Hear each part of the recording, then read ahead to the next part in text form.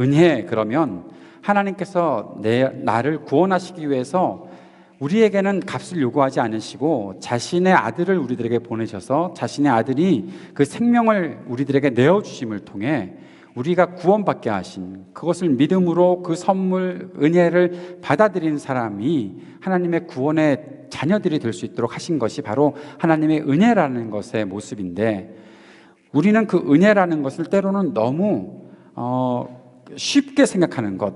나는 아무런 것 안 했는데 그냥 거저 얻어지는 것이 다 은혜네.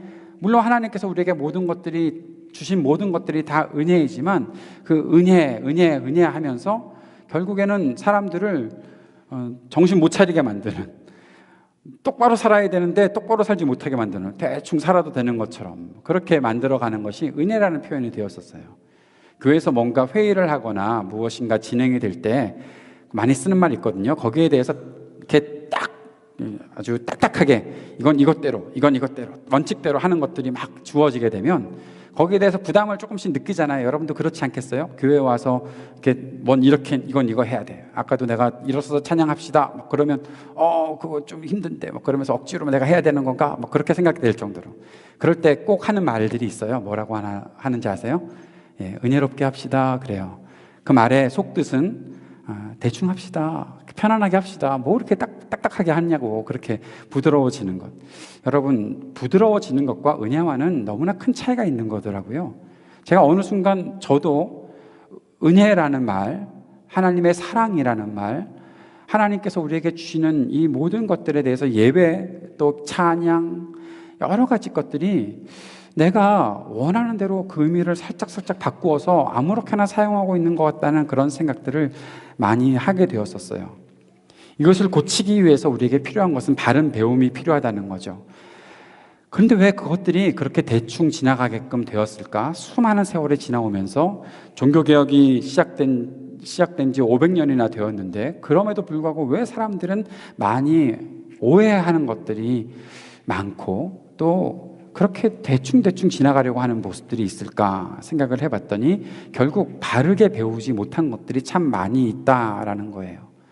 교회 생활을 시작하고 나서 여러분들에게 한번 설문조사를 저는 하고 싶은데, 교회 생활을 여러분이 처음 시작을 해서 교회 생활에서 말씀을 읽는 것은 이렇게 읽는 것입니다, 찬양은 이렇게 하는 것입니다, 기도는 이렇게 하는 것입니다 하고서 이렇게 하나하나씩 체계적으로 배우면서 교회 생활 하신 분들 계세요? 아니면 다른 방법이 하나 있는데, 교회에 누군가 나를 데려다 놓았는데 그 사람을 따라 나가다 보니까 옆에 있는 사람이 찬양은 저렇게 하는 것 같고, 앞에 있는 사람이 기도는 저렇게 하는 것 같고, 앞에 하는 사람이 헌금 생활은 이렇게 하는 것 같고, 이렇게 저렇게 하는 것 같아서 그냥 이게 눈치껏 신앙생활을 배웠던 분들 많죠. 눈치껏 배웠었던, 옆에 사람들이 하는 대로 배우는 것. 예전에 제가 말씀드렸던 거 있지 않나요? 어떤 자매가 제가 복음을 전해서 예수님을 믿게 되었는데 너무 큰 교회라 그분이 어디서 어떤 루트로 다니는지를 잘 모르다가 오랜만에 그분을 만났어요. 만나서 그분에게 어떻게 교회 생활 잘하고 계세요? 그랬더니 그분이 하시는 말씀이, 목사님 저 이제 손 들고 찬양할 수도 있게 됐어요 그러더라고요. 그래서 그렇게 어떻게 해서 하나님을 진심으로 뜨겁게 만나셨어요? 그랬더니 아니요, 어느 쯤에 손을 든다는 것을 알게 되었어요 라고 알게 하시더라고요.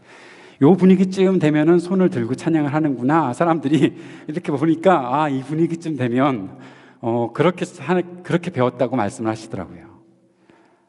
정말 많이 그래요. 기도 생활도 그래요. 기도하는 것도 어느 틈엔가 누군가가 저렇게 기도를 하면 나도 그렇게 기도해야 되는구나 라고 생각하고서 그냥 눈치껏 기도를 배우신 분들이 있더라고요. 우리 교회에서는 그렇게 기도하시는 분들이 없는데, 기도 시간에 이렇게 기도하시는 거 들어보신 적 있으시죠? 예배는 11시 반에 시작을 했는데 기도가 12시쯤 하게 돼요. 찬양을 막 하다가 그러면 기도하시는 분이 이런 기도를 합니다. 쭉 기도하시다가 지금 예배가 시작하오니 마치는 시간까지 주님이 인도해달라는 그런 기도를 갑작스럽게 하세요. 그러면 앞에서 찬양 인도했던 사람도 이때까지 예배를 시작했던 사람들이 아니에요. 뭐 했던 거지 싶은 생각이 들어요. 여러분 안 그렇게 안 그래요? 논리적으로 생각을 해보세요. 예배는 30분 전에 시작을 했는데 지금 자기가 기도하는 시간이 예배가 시작하는 시간이라는 거예요. 이분은. 그래서 제가 찾아가서 물어봤어요. 저는 그런 거 못 견디거든요. 물어봤어요. 왜 그렇게 기도를 하세요? 그랬더니 어떤 장로님이 그렇게 기도하셔서 그 기도를 보고 듣다가 그렇게 배웠다는 거죠. 신앙생활 눈치껏 배운 겁니다. 눈치껏. 저도 예외가 아니었어요. 저 4살 때 5살 때 저를 교회에다 데려다 준 우리 외할머니와 앞집 아주머니가 교회에다 데려다 놓기만 했지 나에게 뭘 가르쳐 주질 않아가지고 주일학교 다니면서 선생님들이 하시는 말씀 듣고 이렇게 하면서 예배를 잘 드리는 아이가 되었었어요. 눈치껏. 그런데 이게 어떠한 일이 생기나 하면 내가 무엇인가를 배우긴 배우는데 눈치껏 이렇게 하다 보니까 느낌대로 하게 되죠. 아, 이건 이렇게 하는 건가? 저렇게 하는 건가? 그러면 내 나름대로의 논리를 세워나가요. 제대로 배우지 못하니까 내 나름대로의 논리를 세워나가요. 그래 놓고 그것이 어느 순간 굳어져요. 눈치껏 했던 사람이 신앙생활을 10년 하다 보니까 지금 막 신앙생활 시작하는 사람이 볼 때는 이 사람이 교회 10년 다녔거든요. 그러니까 존경스럽잖아요. 교회를 어떻게 10년이나 다녔어. 그러면서 이 사람한테 배우려고 하는 거죠. 이건 어떻게 하는 거예요? 물어봐요. 그러면 모른다고 말을 해야죠. 자기는 몰랐었으니까. 그런데 무슨 일이 생기는지 아세요? 10년이 지난 이후에는 아는 척하기 시작을 해요. 이건 이렇게 하는 거야. 전 저렇게 하는 거야. 막 잔소리를 하기 시작을 해요. 그러면서 교회가 온갖 뭐라고 말하나요? 비상식적인 것들로 채워져 가고 있는 거예요. 아, 이건 저런가 보다. 저건 저런가 보다. 그러면서 자기들 나름대로의 신학과 모든 목회를 자기들 스스로들 하고 있어요. 한 명도 묻고 배우고 가르치지 않았기 때문에 그래요. 여러분, 이런 일들이 만약에 목사에게 생겨난다면 어떤 일이 생길까요? 저는 전도폭발이라는 훈련을 받았었는데 거기서 아주 충격적인 소식을 들었던 것이 하나 있습니다. 첫 번째 거기 간증 프로그램에 나오는 건데요. 어떤 목사님이 40년 동안 목회를 하시고 은퇴를 하셨어요. 은퇴를 해서 뭐 하지 하다가 보니까 전도하고 싶은 생각이 들어서 전도폭발 훈련에 들어가셨다는 거예요. 그런데 거기서 예수님을 영접하게 되는 복음의 소식들을 하나하나 배우다 보니까 깨달았어요. 내가 예수님을 영접하지 않았었구나. 충격 아닙니까? 40년 동안 목회하고 은퇴하신 분이 내가 예수님을 영접하지 않았다는 사실을 처음 알았어요. 어떻게 내가 복음을 전했을까? 내가 말씀을 전했을까? 그저 눈치껏 한 거죠. 신학교 들어가서 배운 것 그대로 배운 것을 가지고서 전하긴 전했는데 무엇이 나를 목사로 만들었고 무엇이 나를 예수 믿는 사람으로 만들었고 그런 것들은 전혀 모르는 채 그냥 남들이 하는 것들을 배워서 그냥 했던 거예요. 질문하지 않았던 거죠. 이게 왜 중요한지. 교회 생활도 그렇게 할 수 있습니다. 여러분도 이미 그렇게 해왔을 수 있습니다. 저는 우리 교우들이 하나님에 대해서, 성경에 대해서, 믿음에 대해서, 예배에 대해서, 그리스도에 대해서, 구원에 대해서, 죄에 대해서, 공동체와 교회와 선교에 대해서, 전도에 대해서 바르게 배웠으면 좋겠어요. 바르게 배우려면 어떻게 배워야 하는가 하면 물어봐야 돼요. 알아야 돼요. 우리 교회에 거의 다 학생들이고 또 우리 선생님들도 계시는데 어떤 학생이 여러분의 교실에 들어와서 클래스에 들어와서 눈치껏 공부하고 있는 학생이 있다고 생각을 해보세요. 텍스트북을 읽고서 뭐 해오라고 과제를 내줬는데 textbook 전혀 읽지 않고 느낌대로 교수님의 목소리, 교수님의 표정, 교수님의 성품 그런 것에만 관심이 있고 느낌대로만 배웠다라고 생각을 하는데 전혀 배우지도 않고 항상 주장하는 것은 자기 나름대로의 어떤 원리만은 자꾸만 얘기하려고 한다면 그 사람 배운 사가 아니죠. 그 사람의 논문을 통과시켜 줄 수 있습니까? 안 되죠. 안 돼요. 그런데 교회 생활은 그렇게 생각하고 하는 사람들이 너무 많아요. 그런 질문 하시겠죠. 교회가 학교입니까? 여러분, 교회는 학교일 수 있어요. 배워야 하는 거니까. 하나님의 말씀을 배워야 하잖아요. 가르쳐야 하잖아요. 그것에 대해서 여러분 나름대로의 신앙생활을 하지 말고 여러분에게 믿음을 주신 하나님이 어떠한 분이신지 성경을 통해서 배우고 익히다가 궁금한 것이 있으면 목사에게 와서 질문하고 그것을 보고서 같이 연구하며 배워나가고 공부해 나가고 훈련해 나가야 신앙생활을 바로 할 수 있는 것인데, 우리는 신앙생활이라는 것을 너무 느낌대로 해요. 그냥 내가 좋아하는 만큼만 해요. 그러다 보니까 많은 것들이 왜곡이 되어버렸어요. 더 위험한 것은 그 왜곡이 된 것이 어느 틈엔가 시스템으로 굳어지게 되면 그것은 못 무너뜨립니다. 그곳에 바른 것을 아무리 선포하고 이렇게 고쳐야 된다고 말해도 시스템으로 굳어진 그러한 교회들과 그러한 신앙생활은 못 무너뜨립니다.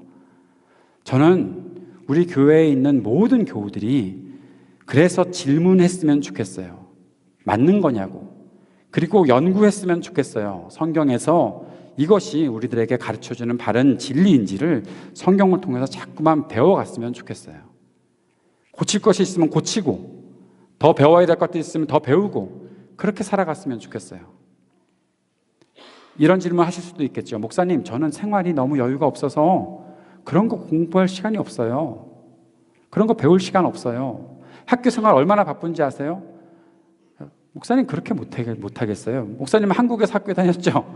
대학 생활 한국에서 했죠. 목사님 공부도 별로 안 하고 맨날 테니스만 치러 다녔다고 들었는데 옛날에. 여러분, 그래서 제가 학교 공부 안 하고 졸업한 것 같아요? 아무렇게나? 그러지 않아요. 오래 걸리긴 했지만 잘했어요. 할 거 하고 했어요. 바로 배워야 될 것들이 있을 때는 그렇게 배우잖아요. 근데 왜 우리는 교회에서 그렇게 바르게 배워야 한다는 것에 대해서는 자꾸만 뒤로 물리는지 모르겠어요. 교회가 왜 그렇게 우리에게 중요하냐고요? 믿음 생활하는 것이 왜 그렇게 중요하냐고요? 이것은 우리의 생명과 관련이 있는 것이기 때문에 그래요. 사랑하는 여러분, 여러분이 오늘 찬양했던 그 고백들은 여러분의 생명과 관련이 있는 거예요. 여러분의 삶의 중심과 관련이 있는 거예요. 여러분이 믿음을 고백하고 예배를 드리는 그 모든 순간들은 여러분이 앞으로 어떤 인생을 살아갈 것인지에 대해서 매우 중요한 시간들이기 때문에 놓치거나 주저하거나 그냥 머뭇거리거나 뒤로 물러나거나 하지 말고, 그것들이 주어질 때마다 내 마음을 이끌어주시는 주님의 인도하심을 따라서 알아가고 배워가고 훈련하고 습득해 나가야 한다는 거예요.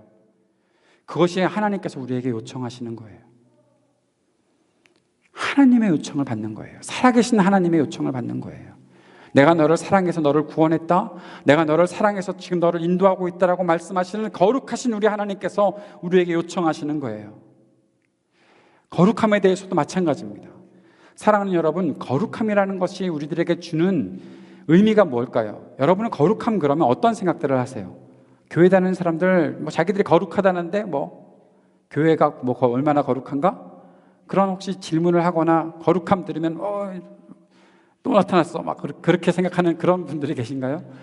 여러분, 거룩함은 그렇게 분리되는 것 아니에요. 거룩함은 혐오스럽거나 또한 거룩한다고 하는 사람들이 남들을 혐오하거나 하는 그런 것이 아니에요.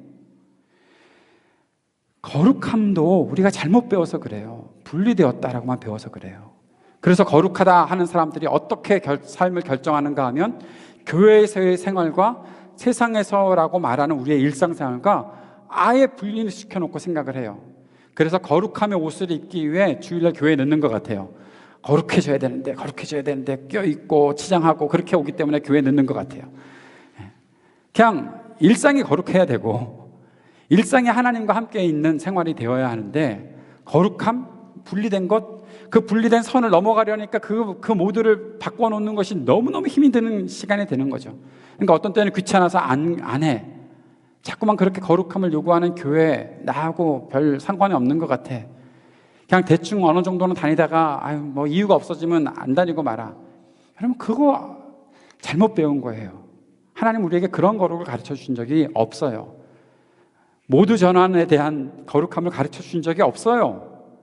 하나님께서는 우리를 구원하시는 그 순간부터 우리에게 너는 거룩한 사람이다, 너는 거룩한 하나님의 자녀다 라고 말씀하셨지, 너의 모두를 내 앞에서 잠깐씩 바꿔놓을 수 있는 그런 스위치를 만들어라 라고 우리에게 가르쳐 주시지 않았어요. 우리가 만든 거예요. 그런 어떤 이원화된 사고방식, 그런 스위치는 우리가 만들어 놓은 거예요. 내가 편하려고 만들어 놓은 거예요. 세상에 나가서는, 교회 밖을 나가서는 그냥 그렇게 아무렇게나 살아도 되는 것이니까.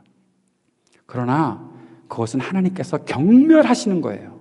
하나님은 그러한 사람들을 가증스럽다고 말씀하시고 경멸하세요. 우리가 전에도 말씀 나눴었지만 예레미야서에서는 너희들은 나에게 있어서는 등을 돌리고 앉아있고 가끔씩 얼굴만 나를 향하여 든다. 너희 언제까지 그렇게 살래? 하나님이 우리에게 말씀하시는 것은 그거였어요.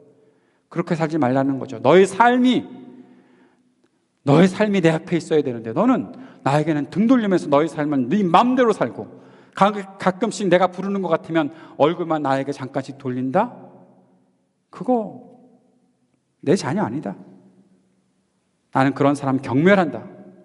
하나님께서는 그렇게 말씀하신다는 거죠. 그럼 거룩함이 뭘까요? 하나님은 왜 우리를 거룩하다 말씀하시고 거룩한 백성이라고 하시고 우리를 왜 거룩하게 해주셨을까요? 거룩함이라는 것은 구별된다는 것인데, 구별된다는 것의 속뜻에 대표적 책임을 갖는다라는 그런 뜻이 있는 것을 우리가 깨우쳐야 돼요. 대표적인 책임을 갖고 있다라는 거예요. 하나님이 나를 이 땅의 백성들 중에 거룩한 하나님의 자녀로 부르셨다면 나를 이 땅의 대표로 부르셔서 나에게 책임을 맡겨주시고 너는 이 책임을 갖고 있는 사람답게 살아야 해. 그래서 너는 거룩한 사람이야 라고 하나님이 우리에게 선언하신 것이죠. 사랑하는 여러분, 이스라엘 백성들이 거룩한 하나님의 백성들이었습니다. 하나님이 그들을 이 땅에 온 세상의 대표로 부르신 거예요. 그들만 혈통적으로 내가 구원받은 백성이다 라고 그들만 자랑하고 그렇게 살라고 부르신 것이 아니에요. 그 대표적 책임감을 잃어버렸던 사람들은 거룩함도 상실했고 하나님의 뜻을 맞지 못하는 그런 삶만 살아갈 수밖에 없었어요. 그들은 그것을 깨우쳐야 했던 것이죠. 우리도 마찬가지입니다. 우리가 이 땅을 살아가고 있는 동안 하나님께서 우리를 거룩한 백성이라고 부르셨다는 것은 내가 이 땅에서 구원받자마자 죽어서 뿅 하고 하늘나라로 올라간 것이 아니라 구원받았는데 내가 아직도 살고 있네? 오늘도 내가 하루를 또 시작했네? 그렇게 살아가고 있는 것은 내가 하나님의 백성으로서 대표적인 책임을 가지고 이 땅을 살아야 하는 것이구나. 나에게 오늘 주님께서 주신 책임감은 무엇일까? 나는 하나님을 대표해서 이 땅에 어떻게 드러나는 삶을 살아야 할까? 그것 생각해야 된다는 거예요. 그것을 결단해야 된다는 거예요. 그러지 못했던 사람들은 결국 하나님으로부터 떠날 수밖에 없지만 그것을 깨닫는 사람들은 끝까지 하나님 붙잡고 살아가는 것이죠. 에베소 교회, 오늘 읽었던 본문 에베소 교회, 지난주에 말씀드렸던 것처럼 에베소 사람들은 세상에 아주 어렵고 힘든 문화 속에서 살던 사람들입니다. 우상 숭배가 만연해 있었던 그 속에서 살았던 사람들이었습니다. 세속의 가치들이 그 어떤 것도 무너뜨리지 못할 정도로 아주 강한 그러한 탐욕과 그러한 음란함 속에서 살아갔던 사람들이었습니다. 하나님께서는 그들을 구원하신 이후에 수도원으로 그들을 부르지 않으셨어요. 너희 그 속에 살고 있다라고 말씀하셨어요. 에베소 1장이 시작되면서 에베소에 살아가고 있는 너희들, 그러면서 그들을 지칭하셔서 너희들이 살고 있는 그 곳에서 이제 은혜와 평강을 실현해야 되는 사람들이다라고 불러주셨던 거예요. 사랑하는 여러분, 거룩한 자녀들이 이 세상 속에 살아가고 있다는 사실을 우리가 기억하고 이 땅에서 우리가 무엇을 의지하고 살아야 하는지를 날마다 결단할 수 있어야 하는 것이죠. 그 날마다 결단해야 되는 것, 우리가 의지해야 되는 것이 무엇인가 하면 오늘 성경에서는 신령한 복이다라고 말씀해주고 있어요. 신령한 복이라는 것이 무엇인가? 신비스러운, 신령하다 그러면 뭔가 좀 마술 같은 거 떠오릅니까? 막 말도 이상하게 해야 될 것 같고, 뭐 방언 같은 거 막 해야 될 것 같고, 막 뜨겁게 펄펄 뛰며 찬양해야 될 것 같고, 뭐 혹시 그런 생각 듭니까? 아니에요. 절대 아닙니다. 그렇게 어렵게 신령한 복을 하나님께서 우리에게 주시지 않았어요. 하나님께서 우리에게 주신 신령한 복이라는 것은 영혼과 관련이 있는 것이기 때문에 신령한 복이라고 말씀하신 거예요. 내 영혼과 관련이 있다. 바로 내가 어떻게 살아야 하는가, 내 중심이 어떻게 하나님 앞에서 살아야 하는가, 그것을 우리들에게 가르쳐 주시기 위해 신령한 복이다라는 것을 우리에게 주셨고 그것을 우리에게 의지하고 살아갈 수 있도록 만들어 주셨다라는 거죠. 신령한 복이라는 것은 성령님께서 우리 안에 계심과 그 성령님께서 우리에게 영향력을 행사하시는 그 모든 일들이 바로 신령한 복이 되는 것입니다. 따라서 신령한 복은 그리스도로 말미암아 이루어지는 복을 말하는 거예요. 내가 예수님 때문에 갖게 되는 생각들, 내가 예수님 때문에 선택하게 되는 내 삶의 결단들, 그 모든 것들이 바로 신령한 복이라는 거죠. 이 신령한 복의 하이라이트는 어디에 있나 하면 하나님께서 우리를 창세전에 택하셨다는 사실을 깨닫는 것에 있는 거예요. 하나님이 나를 창세전에 택하셨다. 이 말을 또 들으면 좀 또 알러지 반응을 일으키시는 분들이 있어요. 하나님이 그럼 나를 다 계획해 놓고 내가 이렇게 살아야 되는 것을 다 이렇게 조정하고 계시고, 혹시 내가 그렇게 살지 못하면 나에게 야, 너 이것도 모르냐 막 그러면서 막 그렇게 나를 막 꾸짖고 막 따라다니시면서 감시하시고 그런 것인가? 창세전에 나를 예정하신 분 하나님은 나를 그렇게 하시는가? 여러분, 그렇지 않아요. 창세전에 택하셨다고 하시는 것은 하나님의 무조건적인 사랑을 말씀하고 계시는 거예요. 저는 언젠가 창세전에라는 이 말을 일주일 동안 곱씹었던 적이 있어요. 창세전에. 일주일 내내 새벽마다 제가 교회에 다닐 때 창세전에 계속 그러면서 다녔었어요. 이거 도대체 뭐지? 왜 창세전이라는 것들이 나에게 강조되는 거지? 그때 제게 하나님께서 주셨던 깨달음이 하나 있었어요. 누저지 어떤 길의 골목에서 턴을 할 때 하나님께서 갑자기 저한테 깨닫게 해주신 거예요. 그 순간을 저는 잊지도 못해요. 뭐라고 말씀하셨는가 하면, 창세전에 내가 너를 선택하지 않았으면 넌 구원 못 얻어. 무슨 뜻인지 아시겠어요? 지금 제 모습으로는, 지금 제 자격으로는 아무것도 구원 얻을 수 있는 가치가 없어요. 내가 뭐 잘났다고 하나님 앞에 내 구원을 달라고 요청할 수가 있겠어요? 그러지 못해요.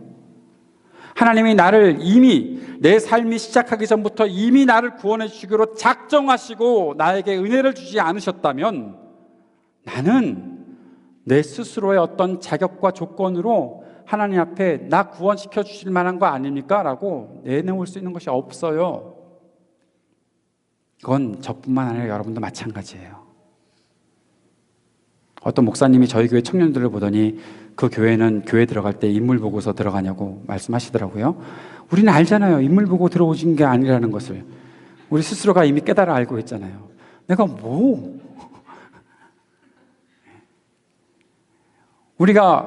저는 가끔씩 우리 교회에서 성경 공부하고 있는 우리 형제님들을 보면서 어떤 사람들이 목사님 교회에서 성경 공부합니까? 라고 얘기했을 때 우리 교회는 뭐 그냥 학력이 이런 것 같아요. 뭐 그렇게 말씀을 드리면 힘드시겠는데요? 뭐 그렇게 얘기하시는 분들이 있어요. 박사들이 많다는 그 얘기를 들으면 어떤 분들은 저한테 그렇게 얘기할 때도 있어요. 우리가 그런 학력 보고서 교회를 정한 거 아니잖아요. 그냥 온 것이잖아요. 혹시라도 그런 생각을 갖고 계신 분들이 계시다면 안 됩니다. 그런 것 가지고 차별하지 않습니다. 외모나 학력이나 지역이나 그런 것으로 차별하지 않습니다. 내가 얼마나 선행을 많이 했고 얼마나 내가 교회 생활에서 헌신을 많이 했고 그런 것 가지고 우리가 차별하지 않습니다. 헌금 생활을 앞으로 얼마나 성실하게 여러분들이 해나갈지 모르지만 혹시라도 그렇게 되지 않는다고 해서 교회에서 차별하지 않습니다. 하나님은 그런 것 가지고 우리를 보시는 분이 아니십니다. 우리의 중심을 보시는 분이 우리 하나님이십니다. 그리고 그 하나님 안에 우리를 사랑하시기로 작정하셨던 창세전에 내려놓았던 결단이 있기 때문에 우리를 향해서 포기하지 않으신 사랑을 보여주시는 거예요. 우리 청년들과 성경 공부를 하다가 자매가 그런 질문을 했어요. 제자들을 선택하실 때 어떤 조건이 있었을까요? 저도 그때 다시 한번 질문을 던져보게 되더라고요. 그런데 그때도 대답했지만 제가 계속해서 다시 한번 질문을 던지면서 생각하게 된 것은 아니다. 조건 없다. 그것이 제 결론이었어요. 사랑하는 여러분, 하나님이 우리를 선택하신 것에는 조건이 없습니다. 단 한 가지 조건이 있다면 하나님께서 사랑하시기로 작정하셨던 그 하나님의 선택입니다. 사랑하는 여러분, 여러분의 삶이 어떠한 환경에 처해 있든지 여러분이 포기하지 말아야 할 이유가 거기에 있습니다. 하나님이 나를 선택하신 것이지 내가 내 스스로 선택한 거 아니다. 내 열정, 내 끈기, 내 그런 것들로 하나님이 나를 선택하신 것 아니다. 그래서 나는 포기하지 않는다.